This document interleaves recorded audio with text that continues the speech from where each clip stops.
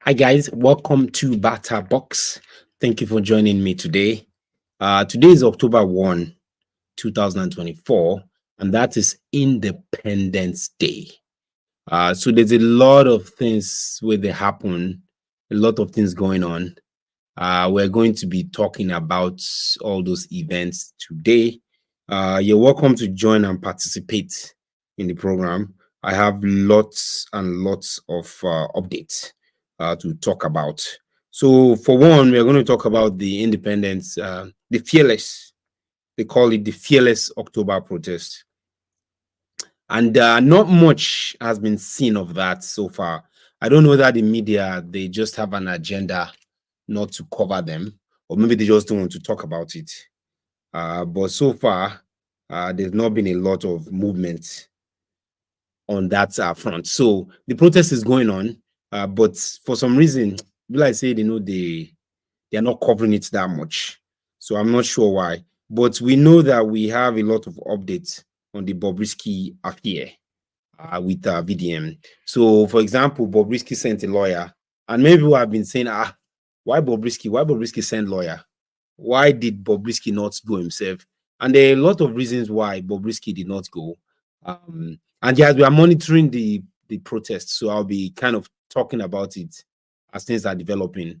But for now, if you look at the BobRisky event, BobRisky did not show in courts because of the just the amount of pressure that he's having or she's having, whatever the case may be. There's a lot of pressure on BobRisky, pressure to be able to come and say things that he or she.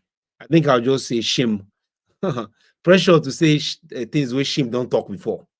So people are asking, why BobRisky no come? Why BobRisky no come? If you think about it, it's cheaper for BobRisky to send the lawyer than for BobRisky to go. And it might even be that BobRisky said he day town. BobRisky might be in Abuja, but just did not come to the House of Representatives.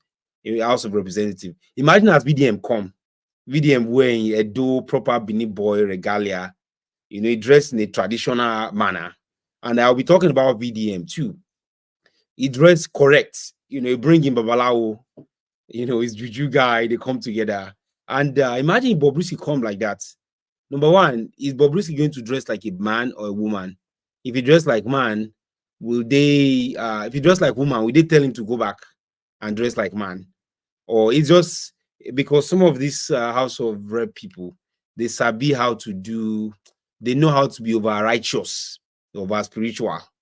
Some of them say, even though some people in the House and Senate, some of them are parliaments, some of them are corrupt, but they go on show, say they themselves, they did for dear, so that they can embarrass BobRisky so as to make a name for themselves.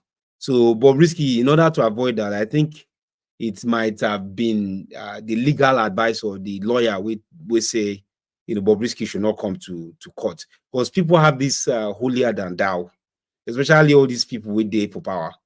They get as they behave, like say the better past person. So, and that kind of thing, you don't want to be BobRisky and they can just tell you to go and dress like a man or dress like a woman. I think in the beginning, Deji, the lawyer, was saying that I'm a troublemaker.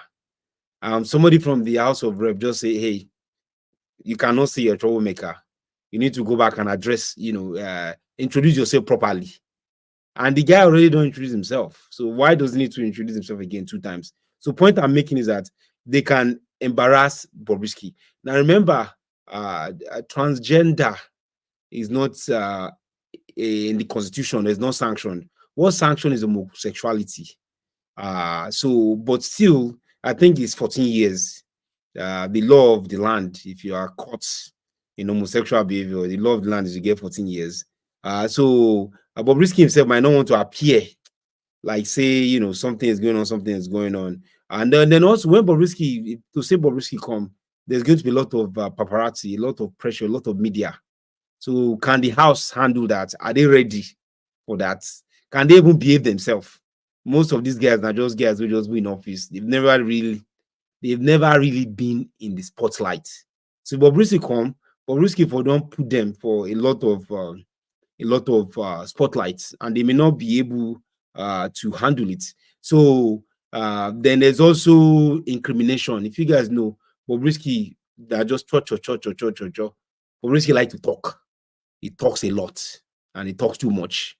So there's the issue that he or she might get himself inside trouble when he gets it. So the lawyer might have just said, hey, wait somewhere. Maybe even the Abuja said, just no come. Let's see how things go. And if things go too bad, then maybe we are going to try to bring you in. So, and then the other thing is the Godfather.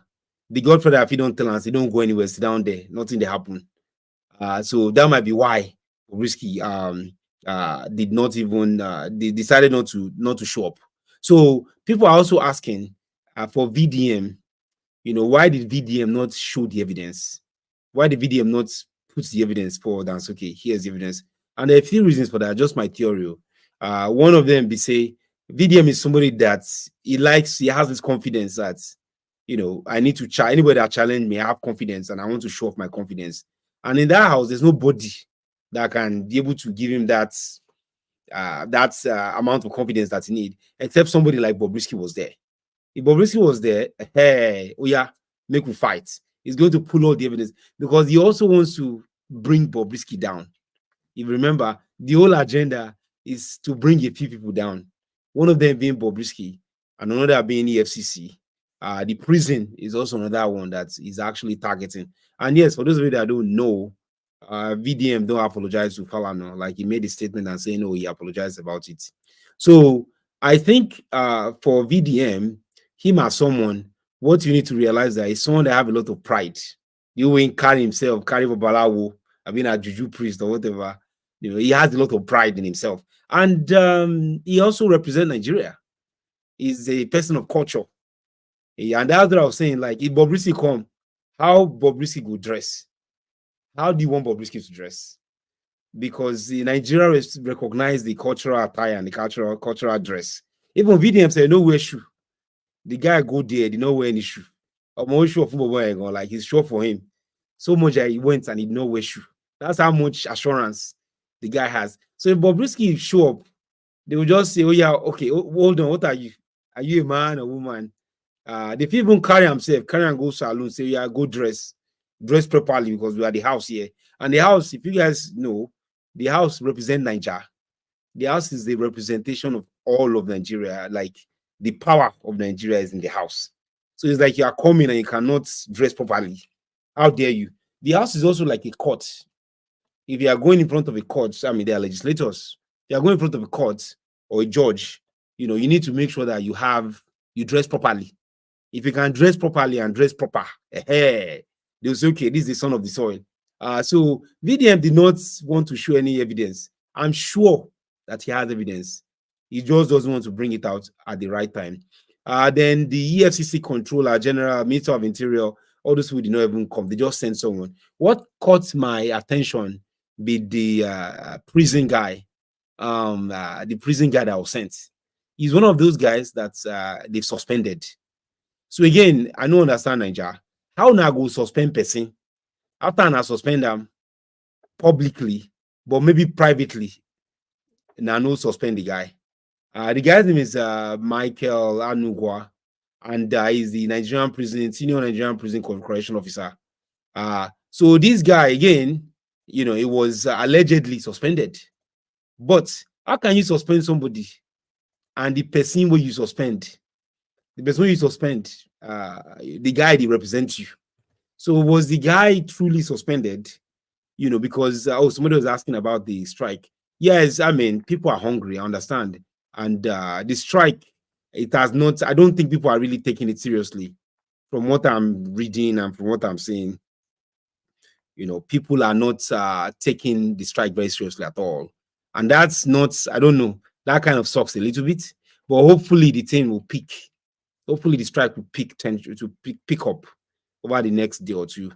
And as long as there's no destruction and the securities are able to make it a peaceful protest, I think that would be nice if we can at least hear the voice of the people, because there's serious hunger. And I think that as a 64-year-old country, Nigeria is 64 years old today, but it's still behaving like a baby that is like 3 months old in terms of the democracy, the way people are looking for power, and just the way a lot of the different arms of government, the judiciary and the legislative, as well as the executive, the way they are all behaving is not like a 64-year-old somebody. So there's nothing to really rejoice about. Even Tinubu came out and he gave a speech on the Tinubu gave a speech and he says, yeah, I listened to that speech. And the speech is just saying we are trying our best. Everything is good. Everything is good. But what do you mean everything is good if the poor man on the street is not feeling the impact? How do you know the impact of a working government? Do you ask the elite? Do you ask the middle class? Or you ask the Mama Tajudin that is selling tomatoes on the street? And I think you need to ask the people on the street. If the person in the street cannot feel, person in the street, they know if you feel say Nigeria done better. What are you talking about? The Nigeria is better. What are you talking about? That we've reduced GDP, we've increased GDP. I said something about foreign reserve. We've increased our foreign reserve. Like, who cares? The conductor at Abeokuta garage or Abeokuta market, the guy doesn't care about what happened to GDP. The guy don't even know waiting. He does not know. He does not know what GDP is or care about GDP. So if you are there and you are saying something like, "Oh, if you are there and say something like, Nigeria, we've done a lot of good. Nigeria is better," but people on the road, they are not feeling it, then it doesn't make sense. Like, why are we really boboing ourselves like this? He said that Seplat will receive ministerial approval in the next coming days. ExxonMobil will receive ministerial approval. Basically, with regards to the oil, he's trying to say there will be more oil, and if there's more oil, then the economy will be better because it will reduce the queue at the fuel. But the problem is that oil is in many places now nearing 2,000 naira per liter. Imagine that, 2,000 naira per liter. And somebody said something. He said Nigeria makes you age quick, and Nigeria makes you age quick because if you be person be say, let's say you are 20, and when you were 20 years old, just like 2 years ago, naira was 650 per dollar. So in your mind at 20, you're like, maybe when I get to 80, that day that naira will be 1,007. It will be a long time. But in 2 years, naira don't happen. So you are just like, oh boy, what thing can't happen now? Like, have I aged so fast because of our accelerating, almost grammar, because of how quickly that the country just the jaga they go. He said he's eliminated 300 bandit commanders in 1 year. So let me ask, like, if you eliminate 300 bandit commanders in 1 year, do people feel safe? Do we, the commoners, the people on the streets, people in the IDP camps, do they feel safe? And 300 out of what? You eliminate 300 bandit commanders out of how many? So it's not like, somebody said I'm anti-government. It's not that I'm anti-government. It's just we deserve better. We want a government that functions. And Tinubu is my father, he's all of us father. He's like somebody that's dedicated his life for democracy. This democracy that we have today, they don't take with Tinubu, them don't take this thing in the 90s. So yes, he's been an advocate of democracy. And it's in a way, that's why I said Imilokon, because my right. I fought for this democracy you guys are enjoying, and I need to be part of it. But I don't think that I agree with some of his policies or how he's doing things. It's not that I'm anti-government.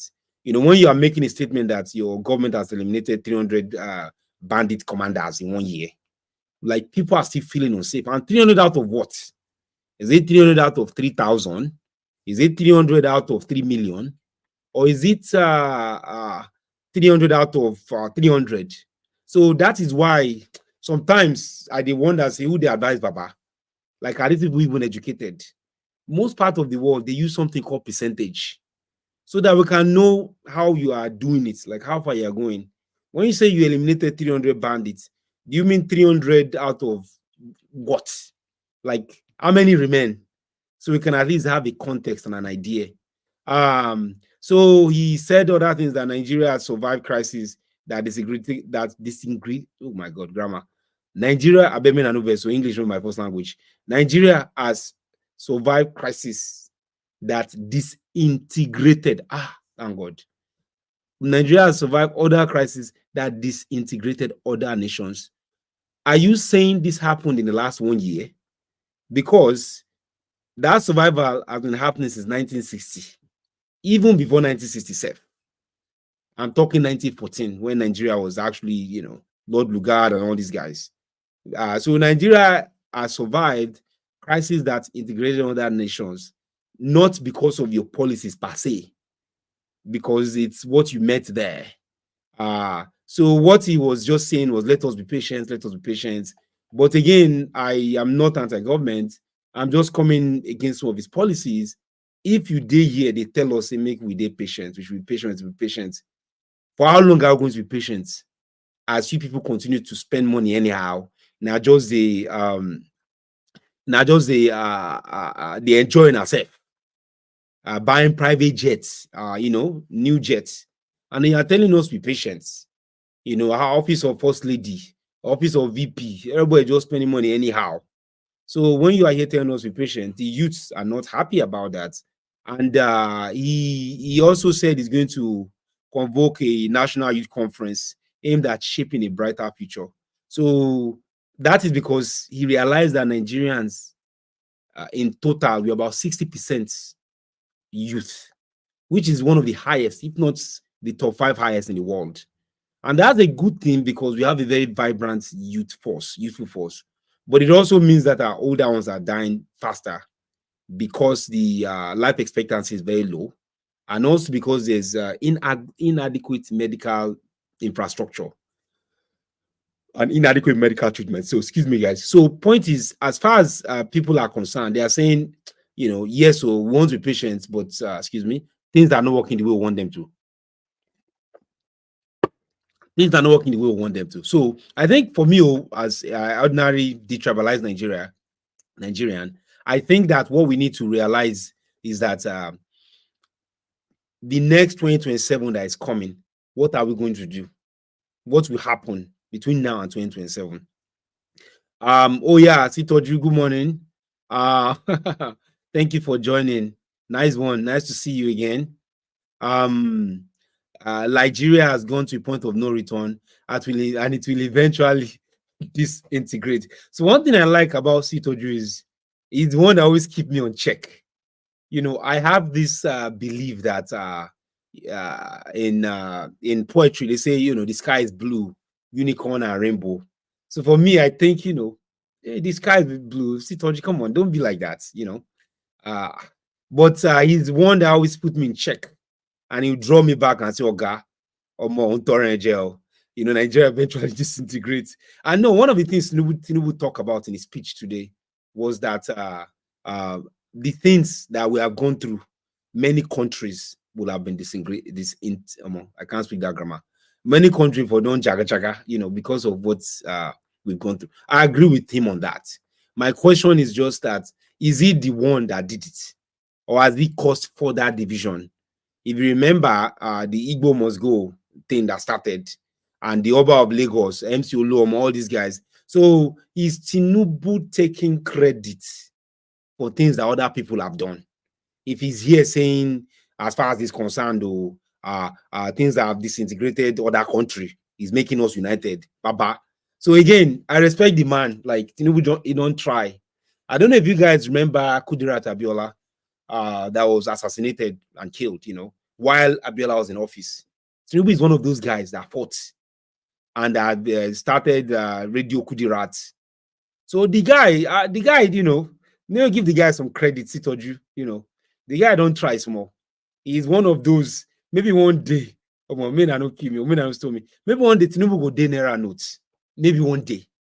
Guys, just pretend with me that one day Tinubu is going to be on the Naira notes. Because people that are here now, they don't understand how good Tinubu is. You know how they say history? History will judge every president. History will judge Tinubu. It's not us. We that were here, you know how like some people, when something happened, they're like, they hated him, blah, blah, blah. It's when that person died. They now say, wow, that was like the best president we had. We did not know things can go bad like this. For example, don't even like think, maybe I just hold on. Think with me. Think about Jonathan when Jonathan was in office. See how people were complaining. Jonathan is bad. Jonathan is the worst president. Military is better than this. Jonathan. Today,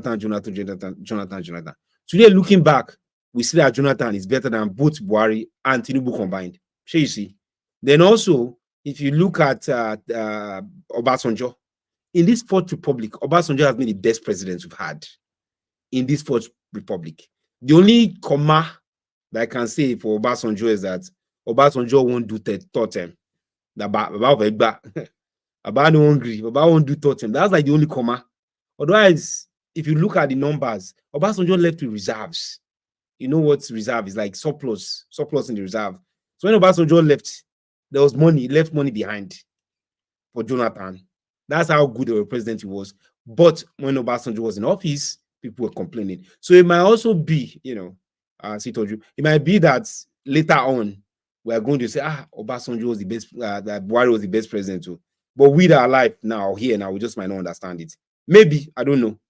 But it's just the rate at which things just, the rate everything just escalates. Everything just they go up sharp. Petrol don't reach 2,000 naira per liter. Bag of rice 80,000. I mean, everything just the pump like quick. So M. Albert here. Thank you for calling in. Another loyal subscriber and follower. I don't think Albert, I did try. I'm trying my best to calm down and kind of give the guy some credits. But now just the be like, man, this guy, I don't want to make the guy agree. And I don't agree for the guy. So I'm Albert is here saying that I don't think anyone really knows who Tinubu is. I don't know. We have a documentary where we say we did anyway, talking about Tinubu and just like how things are, blah blah blah, and his family origin and stuff like that.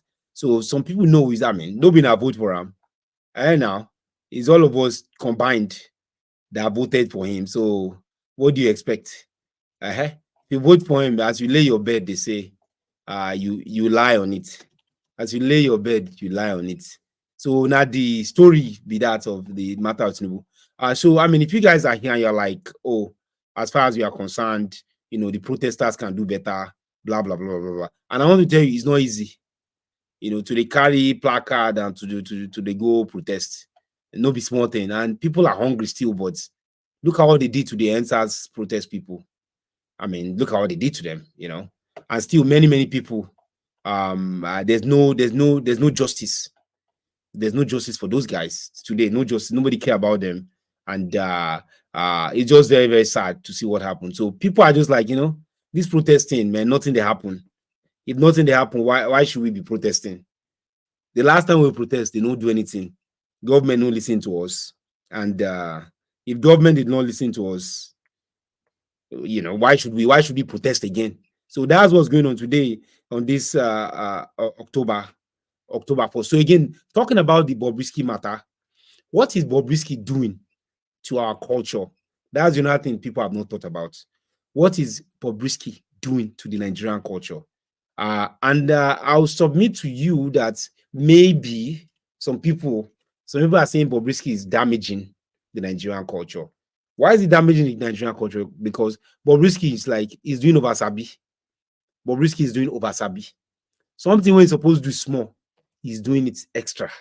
The way he spends money, the way he just show off, his birthday that just did. He had like was it 50 million, 10 million cake? I mean, just spending money, and it's not a good role model for the girls or for the boys in society. Are we going to say it's okay for somebody to be doing transgender? So that's something that many people, for that reason, they won't make the guy make it go back to prison because they are not in support of that lifestyle. And if it's true that BobRisky did not serve term, then people are saying he needs to go back to prison. So if you keep in mind at the hearing, the prison correctional guy came and said it was the one that took him around. So there seemed to be evidence that this guy actually went to jail. but the impact of BobRisky to our culture is one that is damning. And you can also see the influence of the West. Now, Nigeria is a developing country, and it's an independent state, independent of the West.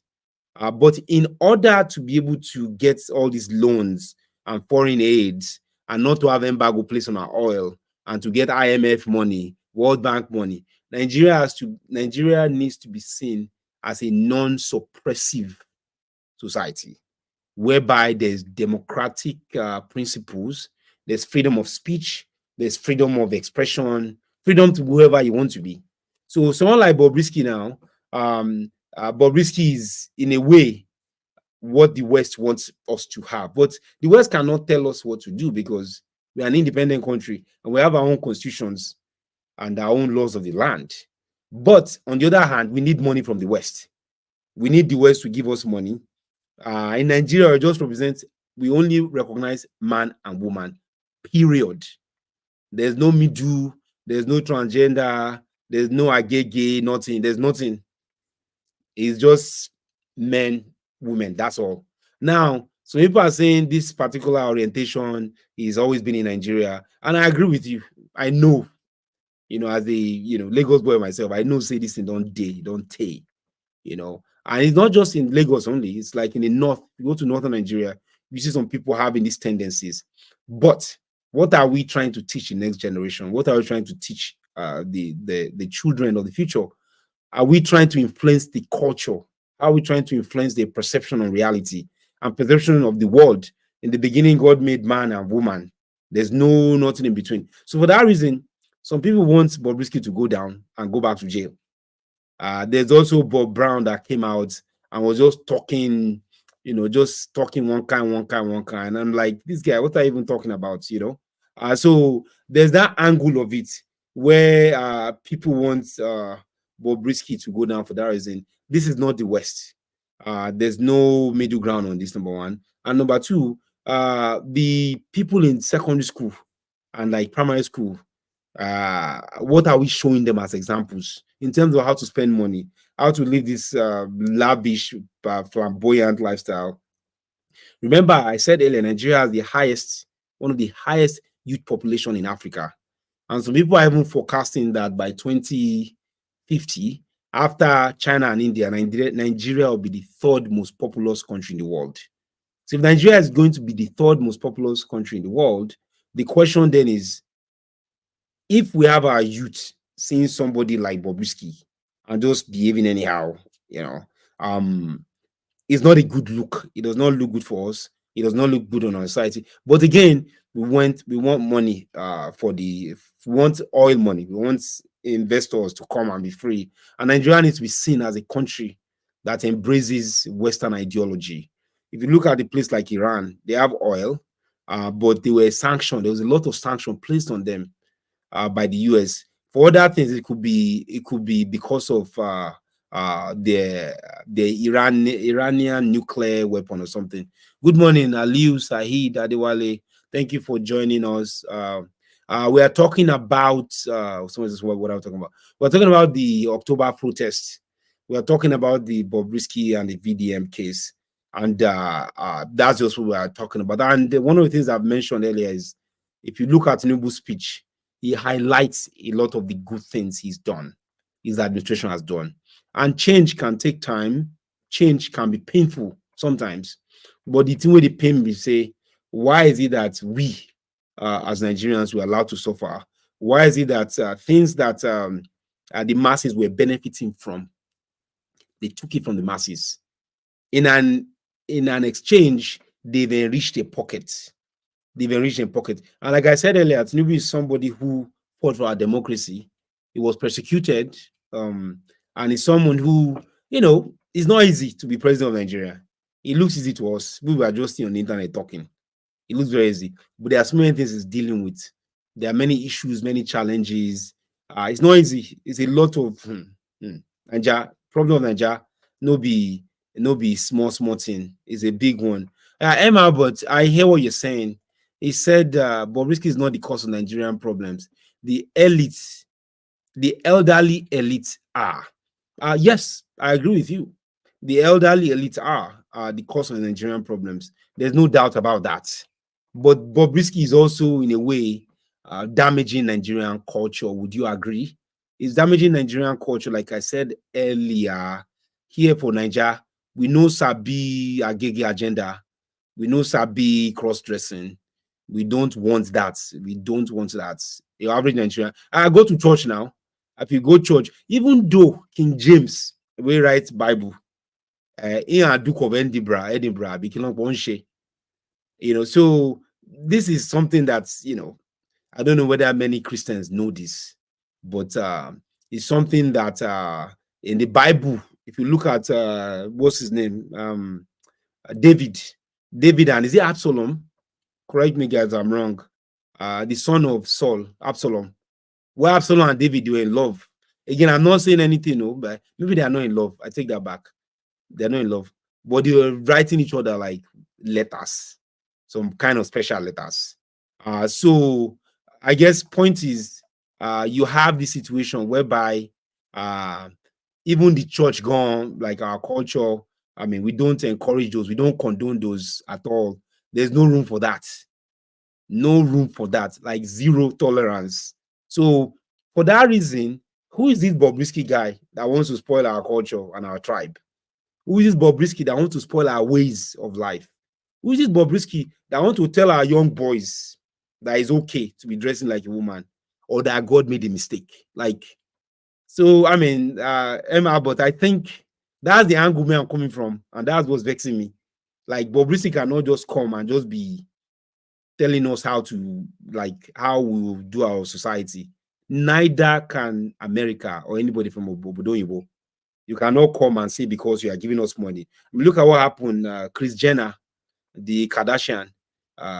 This is a guy who ran for Olympics for USA. Strong man, very strong. He was a triathlon or whatever, athlete guy, track and field. I think he won a medal too back in the day. Like a man's man, very strong.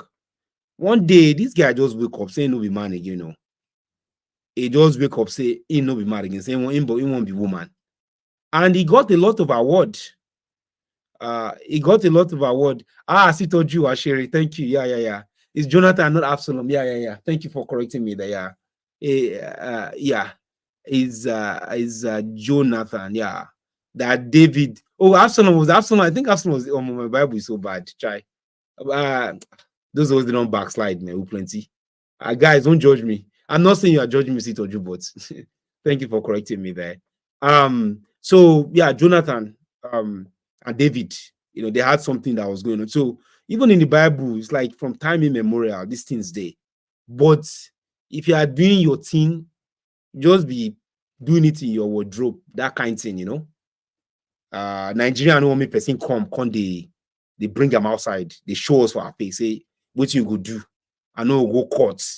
If you look at the interview that he did with his baby, he's just like flashing, like I'm above the law. I have a godfather. That's why I like very dark man. I like that guy gone because in Nigeria we just need like maybe 10 very dark man.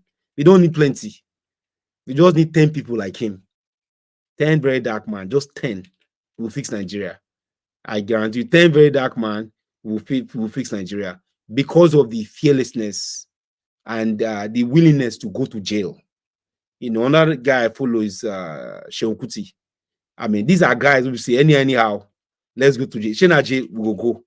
Shore is another one. These are the youth or younger people in the society that they are making an impact. And in our society, we are very conservative. Nigeria is a very conservative culture. It's a very conservative culture. And this excess that BobRisky is exposing is just making it be like, say, like we are not trained, we are not cultured, we don't have elders.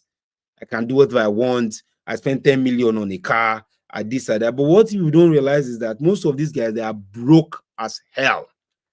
Again, the younger generation, you are looking at it, so those guys, they are so broke. I know some of them. I know a few of them. And not directly, but through somebody. I can see them and anger. Some of them, where they don't even have a house. They are renting like an apartment for like a week or they'll go to all these shortlets. They go to a nice shortlet and they are shooting video in a nice shortlet and lying about where they are. So it's just a way of influencing the culture, and the way they are influencing this culture is just bad, because they will make the young people think that one day you can just wake up and say, this is what you want to do. And it is not America, man, whereby you can just be doing anyhow. This is not America with you that you can be doing anyhow. So I think that as the country continues to languish, or as things get harder in the country, some people are asking Nigeria which way, like which way forward. And I know some people have called for revolution. Some of them are watching me now. I won't call their name. But I think we need to follow the process. Things can get better, but the process has to be followed. And it's just, when is it going to be the turn of the common man? I think that politicians are the same everywhere. Like, politicians are the same everywhere, no matter what. So even if Peter Obi enter, he's going to do just the same. I'm sorry to burst your bubbles. Although he will not do it as egregious or as aggravating, or more grammar Leo. Or he won't do it as bigly. He won't do it as big or with the confidence. Like Jagaban now has confidence. His confidence is just like nothing will happen. He even saying, I won't protest, now go protest tire. Or was it wicked as Akpabio and House of Rep, Senate President? She, if I protest, and I go protest tire, I mean I go protest. We did for here. So, and that's the power, absolute power corrupts absolutely. So it's just, how will things get better? And me, I've always believed is to follow the process. And there needs to be a awakening of the people. People need to wake up. People need to wake up. People are sleeping. And part of the problem, with due respect to all the pastors on the call, is religion. Religion is one of our biggest problems in Nigeria. Religion is one of our biggest problems in Nigeria. In a way, religion has almost turned into some kind of cancer in society. Religion has turned into some kind of cancer in society. Me that I'm talking, I'm a Christian. I grew up in a church household, blah, blah, blah, blah, blah. But I'm very tolerant. Like, I tolerate, I don't care what you worship or who you worship. Ifa, Ogun, Shango, whatever, Muslim, whatever, it doesn't matter. At the end of the day, we are serving God the best we know how to serve God. But what I don't like about my religion is that a lot of the churches, they've made it very bad, all the Balejegon, like they've made a lot of bad names for the church. They made a lot of bad names for the people, for the congregation. I did a video recently about Bishop Oyedepo. Great man, love him or hate him, whatever. At 70. Now look at that birthday bash that he put together. It's like all the many politicians were invited.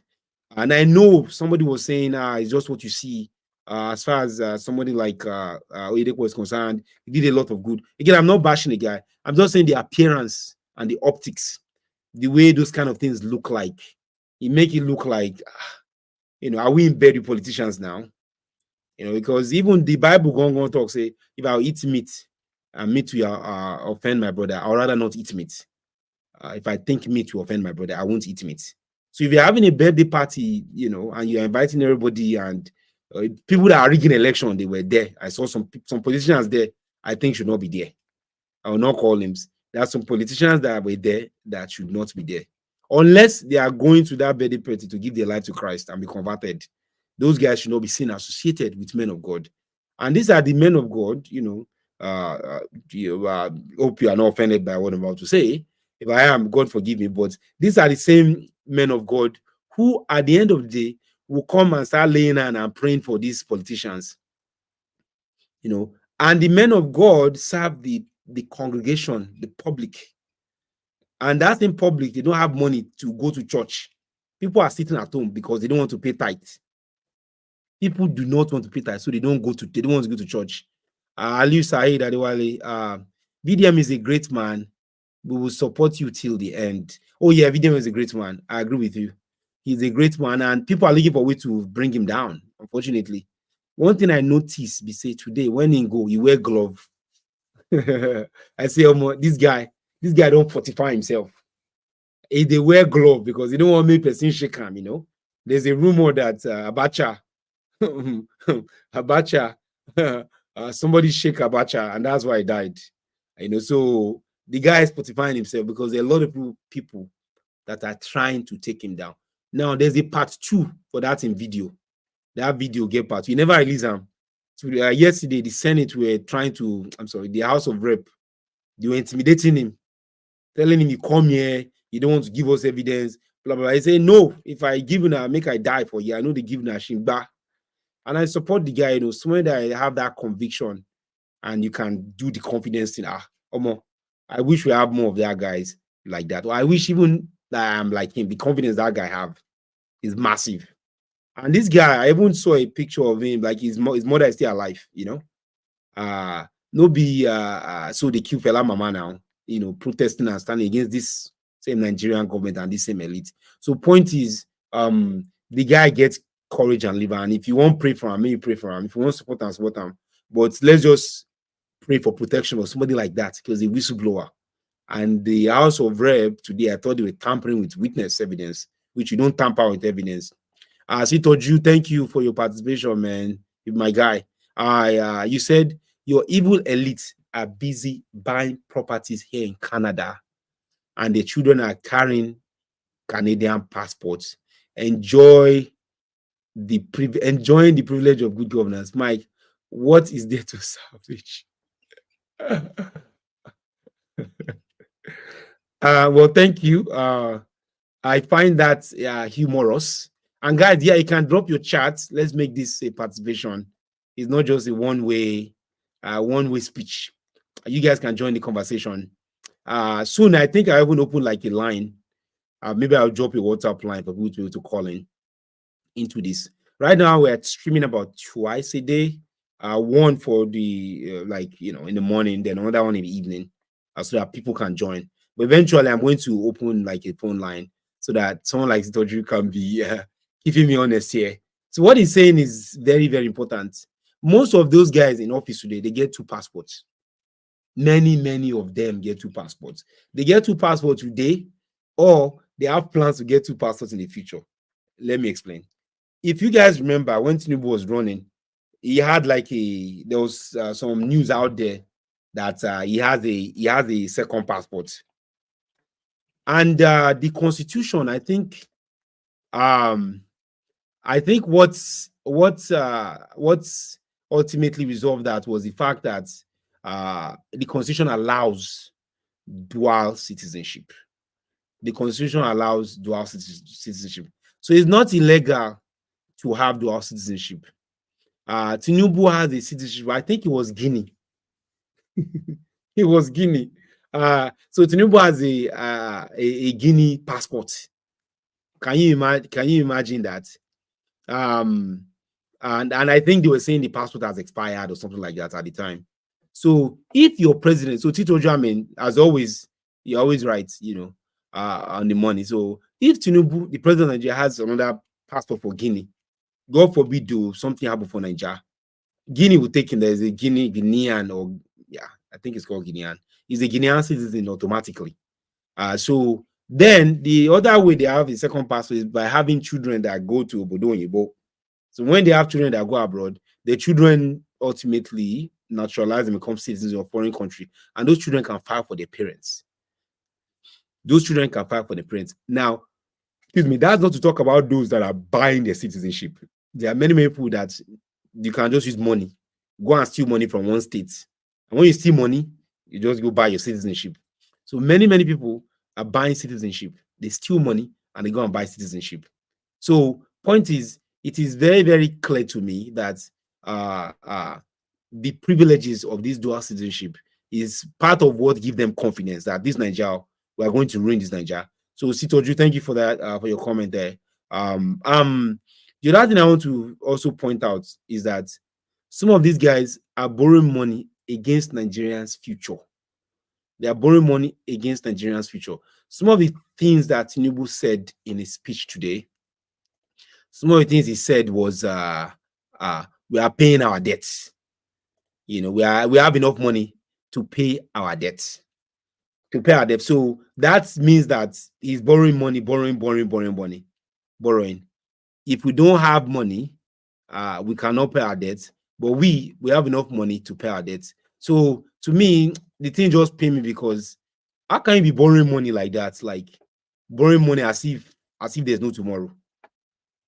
And the House of Reps that is supposed to put them in check, those guys, they are part of the loot. They are part of the loot. So just wastage everywhere. Like today now, you saw, or yesterday, you saw the House of Rep. They have a meeting and a hearing rather. Then also the Senate too might say they want to have their own hearing. And then you might also have the institutions, that is like the Department of Corrections or the Ministry of Interior. Those guys too will have them. So they just wastage. Why not have one hearing for everybody and let everybody take the hearing serious? But no, there's money. Let's sit down. We're going to just spend. And so it's just like, which way, Nigeria? How do we move forward? How do things get better?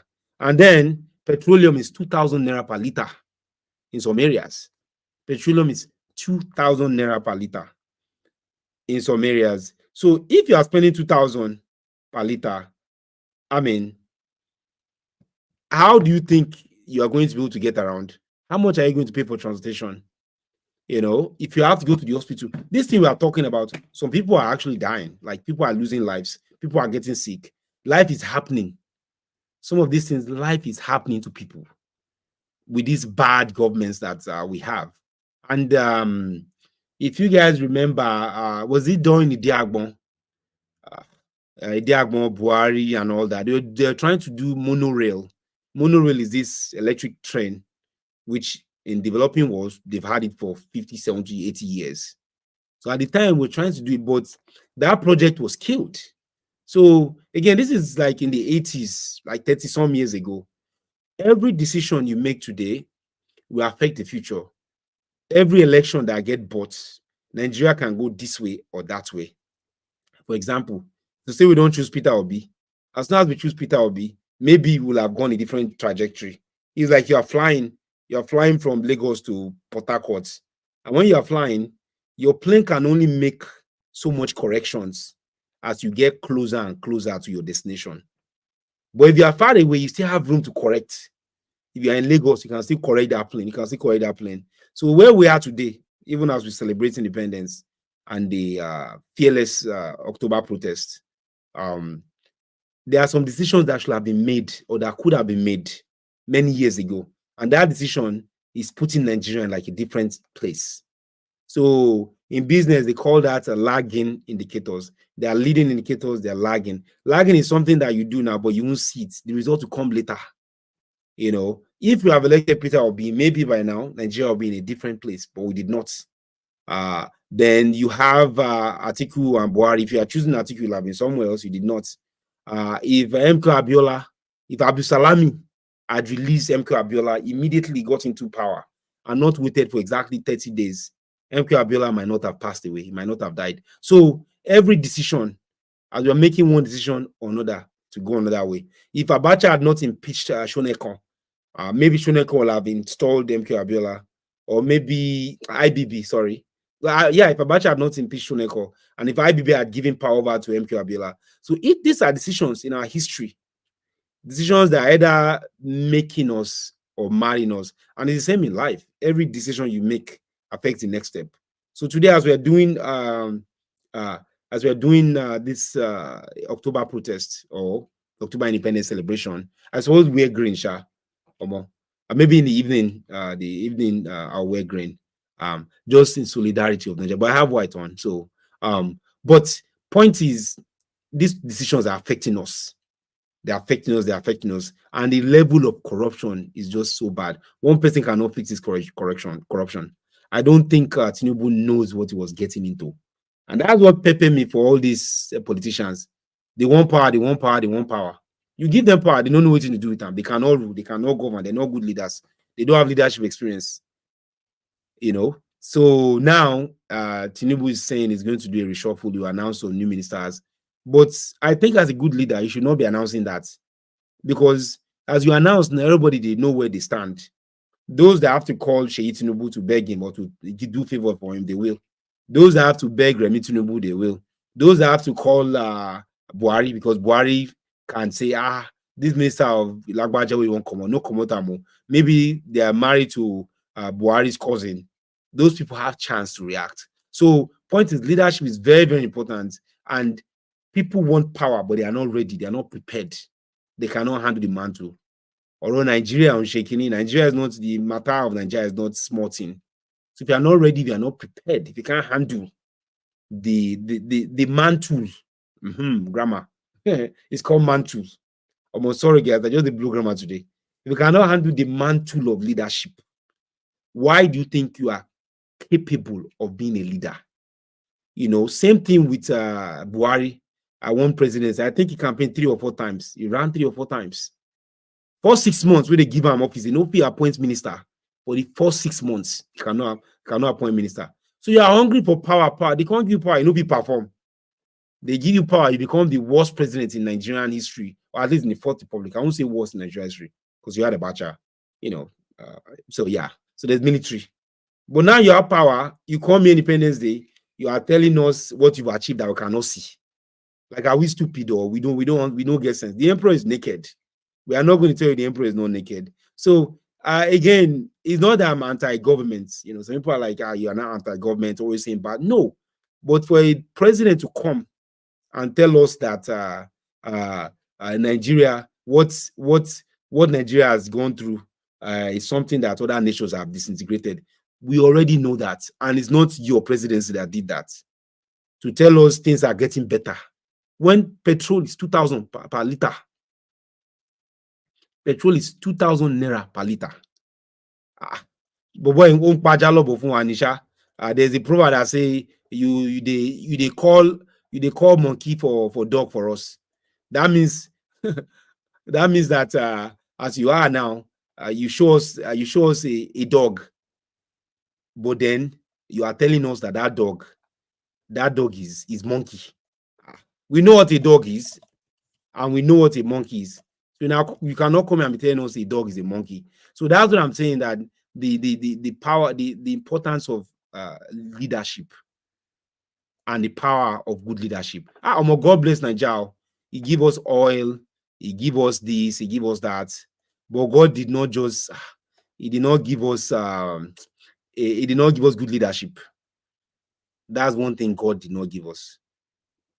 We lack leadership. We don't have good leadership. We have everything, but we don't have good leadership. I'm just reading through the comments here. Yeah, so people are just saying, yes, Nigeria will be better. Yes, Nigeria will be better, my people, but I don't know. Only God will save us. So it's just, I mean, you have to kind of wonder that these are our leaders. And that's what I think Sitoju, your comment earlier was just very correct. I mean, you were saying that, yeah, you were saying, you know, revolution or something. And yeah, maybe that's what we need, but I don't know. You know, can we have a peaceful revolution whereby things cannot get worse?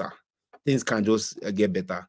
Can we have that revolution? So things have just increased drastically from chicken to plantain. Plantain have increased by 150% year over year. Can you imagine?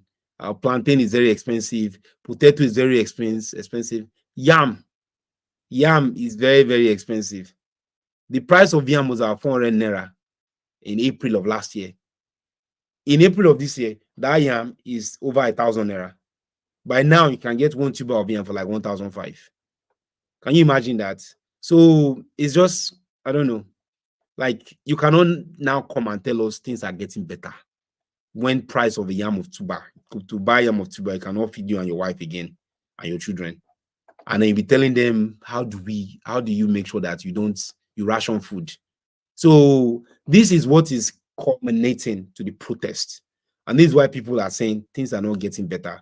Even though Jagaban is saying things are getting better, people are like, nope, things are not getting better. We can see the price of transportation. If you enter a bus from one point to another, it's expensive. People are walking. Bus of 300 naira before, now they're like 2,000 to just go from one point to one point. Kilo day. So you cannot now come and then be telling us things are getting better, because we know things are not getting better. So guys, I think that's pretty much all I was going to talk about. The VDM case is still ongoing. and people are protesting out in the streets, although it's not as rampant as we're hoping for it to be, because some people are saying government does not hear us. They are, for example, now they are celebrating, excuse me, they are celebrating Nigeria 64, and they are going to make a big celebration. Tinubu now said, "Oh, let's tone it down." But there's no money. You are voting incompetence. You are voting a dual electoral candidate, election candidate. The guy that won, the guy is someone that did not even do any interview. We don't know him. I mean, it's just didn't come out. And what are you going to do? So these are the things that make Nigeria a very tough place, especially now in this time of the year, that the elites have gathered and they are celebrating Nigeria 64. Should anybody even be celebrating? Is this something that should be celebrating? How bad things are? That celebration, I know they will spend millions and millions, hundreds of millions, I'm sure. The hundreds of millions could have been used to do something that will benefit the society. But no, it's Nigeria's birthday. We have to celebrate. We have to blow money. So, guys, like I said, let's kind of hope that things get better. Let's hope things change, and let's hope that our prayers be answered. And we just need to follow the process. Let's follow the process. Let's make sure that our election is not stolen. And let us pray for Nigeria. Whatever you pray to, whoever you pray to, I don't care. Like, Nigeria needs a lot of prayer, especially right now. So thank you so much, guys. Thank you for watching. I will be ending the live stream. We'll be back again later. And like I said, I'll be opening up some phone lines to see if people want to call into that. Other than that, we'll continue to follow the VDM man, the people's man. Somebody was telling me VDM should be man of the year. If there was an award for man of the year, VDM should get an award for man of the year, because of how fearlessly and how bold he has been, and how much he has made the polity as a whole to start asking questions that before we all knew, questions that we knew, but we were afraid to ask those questions. So he's been able to shed some light to that. So we continue to follow that. I also talked about why BobRisky did not go to court or did not show up at the hearing. To me, it makes sense. It's just if you missed that part, you can rewind that. And I also talk about Tinubu and how much he's helped this democracy, and how, the only thing we are missing is leadership. I think most of these guys are well intended, but just some of the policies that they put aside and the way they do it just make me question, this is not rocket science now. It's not that hard. No matter. And maybe they are surrounding themselves with people that are not in their best interest. That might also be another issue. So thank you guys for watching. Please like the video if you find value in this. Help us like it so the algorithm can push it out, so that we can do more of this. And also feel free to share this stream with someone that you think might enjoy it or find value in it. Thank you so much, guys. I will end the stream now. And keep following and keep watching BatterBox. Thank you for those that commented. Sitoju, Aliu Said, Adewale, M. Albert. Oh, I can't read all the names. So Adewale, okay. Yemi 22, and then okay, TK50 sexy one. Okay. Yeah, a lot of you that commented. I didn't read all the comments, obviously, but thank you so much. We will be back on the next live stream, and hopefully Nigeria Unibajo. Thank you so much, guys, and have a wonderful October 1st. Bye.